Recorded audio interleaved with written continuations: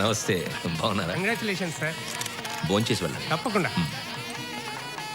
పక్కకి జరుగు. నమస్తే. ఏంది డ్రెస్? ఏంది బుల్రెడ్డి చెప్పలేదా? ఏంది చెప్పేది? పెళ్లి కూతురు ఎట్టా ఉండదు, థియేటర్ల మీద కూర్చునేదానిలాగా ఉండదా, సినిమాలకు పోయేదానిలాగా ఉన్నది. ఏయ్ పంచెత్తకరారా.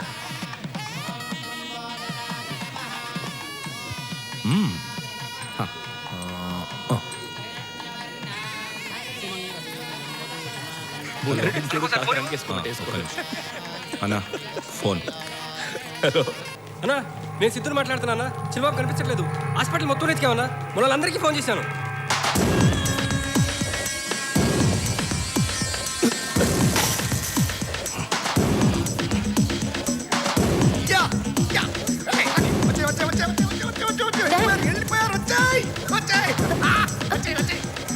వెళ్ళిపోయారు.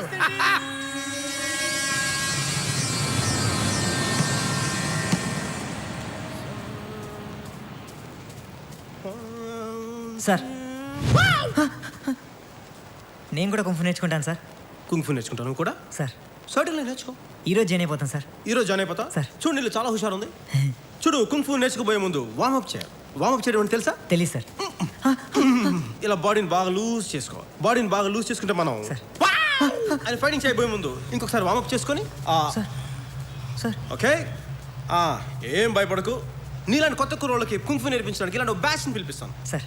ఈ బ్యాచ్ తో మనం ప్రాక్టికల్ గా నీకు నేర్పిస్తాను. దాన్ని చూసి నువ్వు బాగా నేర్చుకో. అలాగే ఇది చిన్న ట్రయల్ పార్ట్ లాంటిది. This is all American style boxing. I am going to shout it.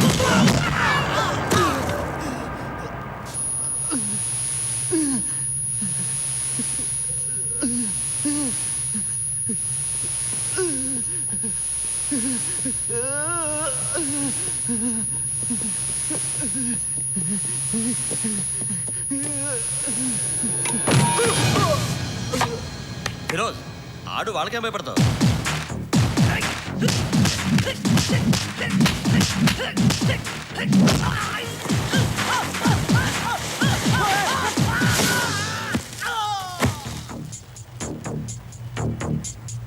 Let's go.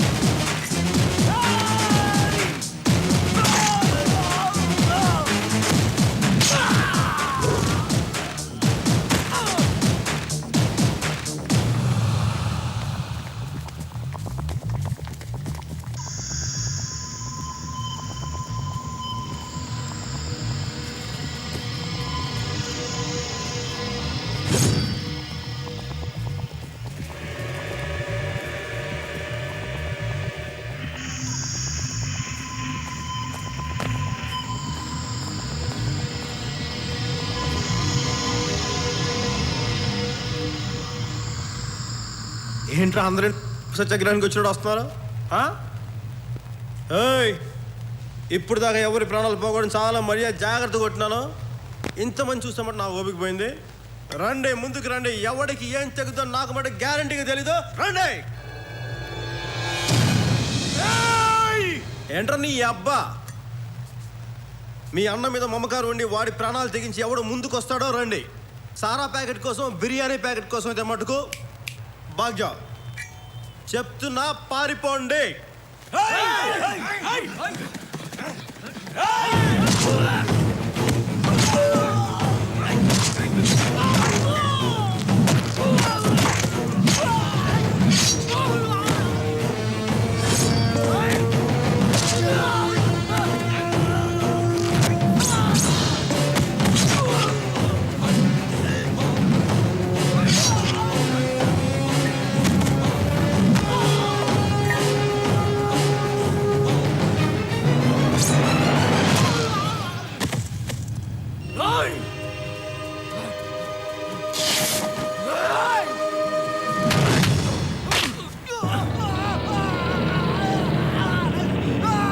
రేయ్, కండలు పెంచాల్సిన బాడీ ఒకదాని కదరా, ఏళ్ళకు కూడా పెంచడం నేర్చుకోరమ్మా ఎక్కేలా.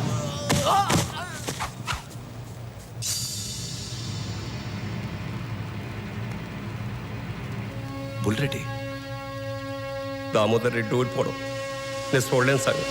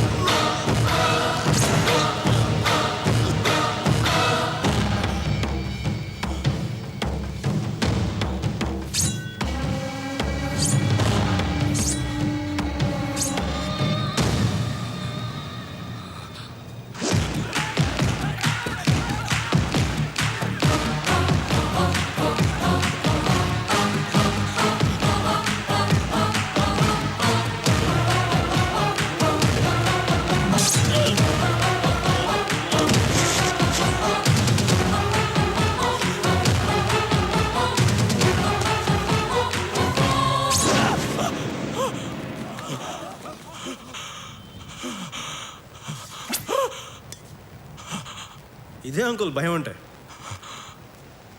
ఆకలేసినప్పుడు తినడానికి తిండి, తినకపోవడం ఉపవాసం. నిద్ర వచ్చినప్పుడు ఎదురుగా పడుకోవడానికి మంచం ఉండి కూడా పడుకోకపోవడం జాగారు. కోపం వచ్చినప్పుడు చేతిలో కత్తి ఉండి తెగ నరకడానికి తలకాయ ఉండి కూడా నరక్కపోవడమే మానవత్వం. అది నాలో ఉంది. నీలో ఉందా? నీలో ఉందా?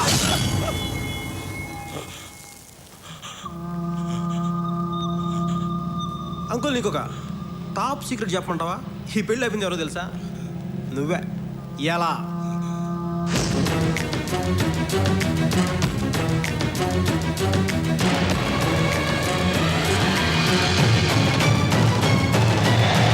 పులిలా తిరగాల్సిన వాడు పేషెంట్ల విక్రమ్ హాస్పిటల్లో బెడ్ మీద పడున్నాడు. ఎస్, నేరుగా విక్రమ్ హాస్పిటల్ పోయినా, నర్సుకి 4,000 కొట్టినా, వాచ్మెన్కి 1000 కొట్టిన, మొత్తం హాస్పిటల్ మొత్తం తీసుకుపోని చెప్పుండు. ఏం అక్కర్లని చెప్పి నీ కొడుకుని కిడ్నాప్ చేసి తీసుకొచ్చిన. ఇప్పుడు కిడ్నాప్ చేసిన ఏడ దాచాలి? Come on Sanjay Sahu, you are a brilliant boy. Think. Sanjay Sahu brilliant idea వచ్చింది. ఆ బ్రిలియంట్ ఐడియా ఏంటంటే, ఓరసి బార్ ఎక్కడ? ఊరోజు బారా జస్ట్ రైట్కి వెళ్ళండి, అక్కడ చౌరస్తా వస్తుంది. అక్కడ ఎవరన్నా నడవరా. నలుగురు వచ్చారు, ముగ్గురు వెళ్తున్నారు. ఇంకోడేమయ్యాడు? నువ్వు పెళ్లికి డెకరేషన్ ఇచ్చిన కారులోనే అదే డిక్కీలోనే దాచా.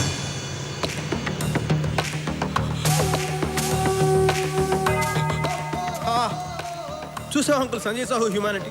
వీడికి ఆక్సిజన్ గ్లూకోజ్ మిస్ అవ్వకుండా జాగ్రత్తగా పెట్టాం. వీడు ఎన్ని తప్పుడు పనులు చేసినా. అయినా నీకు అసలు బుద్ధి ఉందా? నన్ను పట్టుకోవడానికి 8 నెలలు దొప్పించుకున్నావు కదా, దాని బదులు 8 ఏళ్ల వయసులో వీడి గురించి పట్టించుకుంటే ఈ పాటి వాడు అబ్దుల్ కలాం అంత గొప్పగా ఉండేవాడు. సంజయ్ సాహు నువ్వు మరీ పర్సనల్గా తీసుకోకరా. అంకులు, నువ్వు మాలా చదవు, ఇంటర్వ్యూలకు వెళ్ళవు, ఉద్యోగాలు చెయ్యవు, ట్యాక్సులు కట్టవు. అయినా నేను సుఖంగానే కదా ఉండమంట. ఇంతకుమించి మేమేం చేయాలా? చచ్చిపోవాలనా? అందుకే చెప్తున్నా, ఏదో తల్లి బిడ్డ న్యాయంగా బతుకుతాం. నువ్వు అలా కార్లో తిరుగుతూ గుండాయిసం చేసుకుంటావో, మేము అలా పక్క నుంచి గుట్టు చెప్పుడు కాకుండా వెళ్ళిపోతాం. అంతేకాకుండా ఎక్కడ పడితే అక్కడ కారాపు దిగితే ఇదిగో ఇలాగే చండాలంగా ఉంటుంది. అసలు ఈ మధ్యన కుర్రోళ్ళు చాలా డేంజరస్గా ఉన్నారు అంకుల్. కెలికితే క్యామిడీకి చంపేసేలా ఉన్నారు. ఇంత చెప్పినా కూడా నువ్వు కన్విన్స్ అవ్వకపోతే రేపొద్దు ఇంకో ఫ్రెష్ బ్యాచ్ నేర్చుకొని తీసుకురా. కానీ ఇలా పారిపోయిన మటుకు కాదు. కొట్టుకోవాలనుకున్నా, తిట్టుకోవాలనుకున్నా, చంపుకోవాలనుకున్నా, ఆఖరికి కబుర్లు చెప్పుకోవాలనుకున్నా కూడా సరే వెయిట్ చేస్తూనే ఉంటే 24 అవర్స్ సంజయ్ సాహు కేరా ఉస్మానియా క్యాంటీన్ హైదరాబాద్. నేను చాలా హాట్ గురు.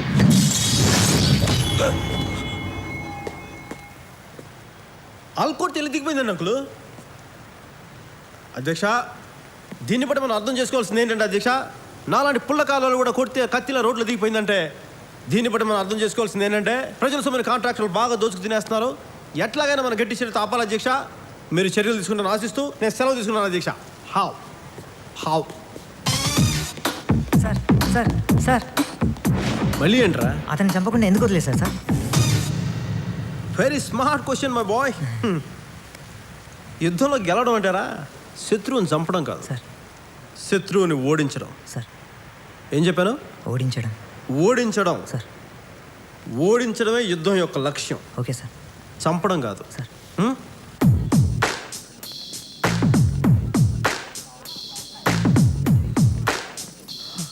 అయ్యా మా నాన్న నేను చంపలేదు, వాడు చచ్చిపోతే మాత్రం నా తప్పు కాదు. ఆ గ్యాప్ ఇచ్చావు చాలు. హలో, ఏదో అందరూ ఒకసారి కళ్ళు మూసుకోండి. ఏంటి పనమాట ఇంతలో వేసారు?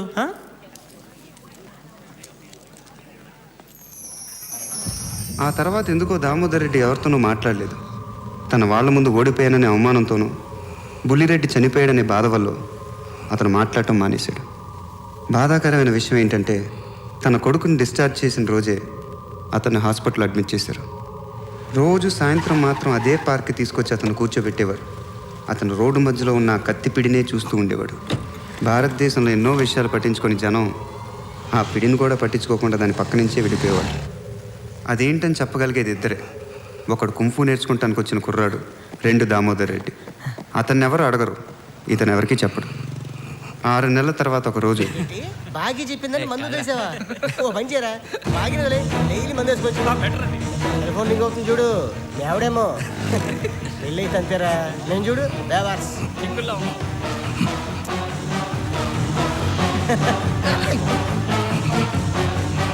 కట్టేంట్రా, రోడ్డు మధ్యలో ఉంది.